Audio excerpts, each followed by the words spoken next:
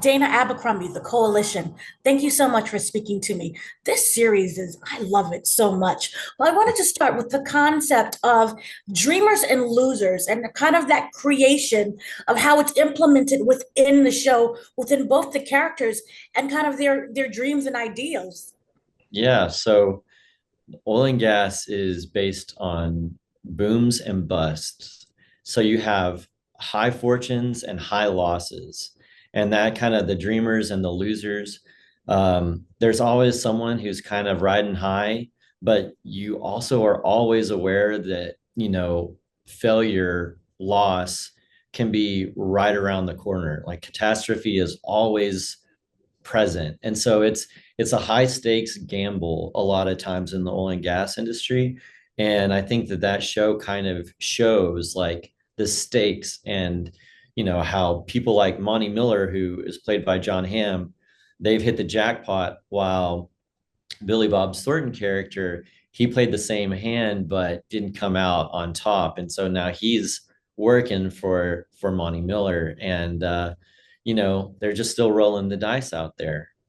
So, with creating this show, what I love is there's a ripple effect, as you kind of explained, and not everyone is going to meet that same fate. Mhm. What during the creation was it started with just a character first, or was it more of an idea? Sure. So Taylor had the idea for Tommy Norris. He knew he wanted Billy Bob Thornton to play him, and he kind of had that character fleshed out.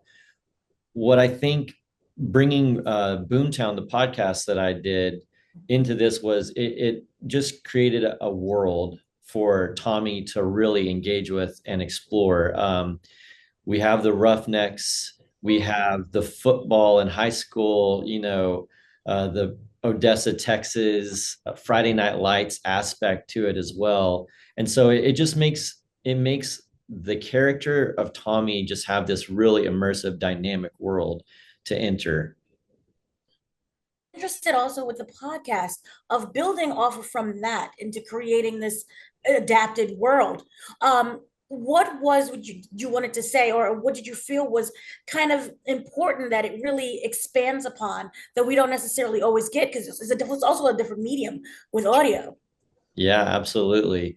I mean, one of the things about doing the podcast was I got to, step back away from the microphone and let other people tell their own stories, and you hear their voices. And that was really important to me. It was getting those voices out there, things that maybe people hadn't heard before, make people think in ways that they hadn't really thought about this part of the world before. And I think that we did that on an even greater scale with the show. We're really getting to show these people at home and at work, and how they love, how their life and death in some instances. And so getting to do that was just one of the most rewarding parts of adapting Boomtown into this show. Do you feel also the idea was to get rid of any misconceptions that people who are not in that environment or even from that town may not understand, but place upon those people who are there? Yeah, I think it's just, giving more shades of nuance to the story, and just showing, the actual personal side, the people, without any like framing of necessarily what it means on a wider scale, but just like on a personal level, men and women, families who are doing a tough, dangerous job in a tough environment.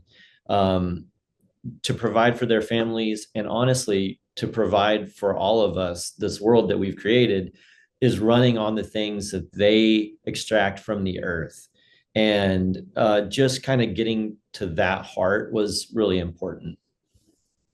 Kind of lastly, I love the music behind this as Oh, well. Do you feel that or with this music, do you feel that it expands upon the culture of that environment? sure. I think that, a lot of the songs that you hear in this are songs that you'd really hear on their radios as they're going to work or whatever. I mean, it's that is part of the texture of the place is the music. And so I'm glad you liked it. And also, the score as well is great. So yeah. Thank you so much for speaking to me. Excellent series. Thank you very much. Appreciate it.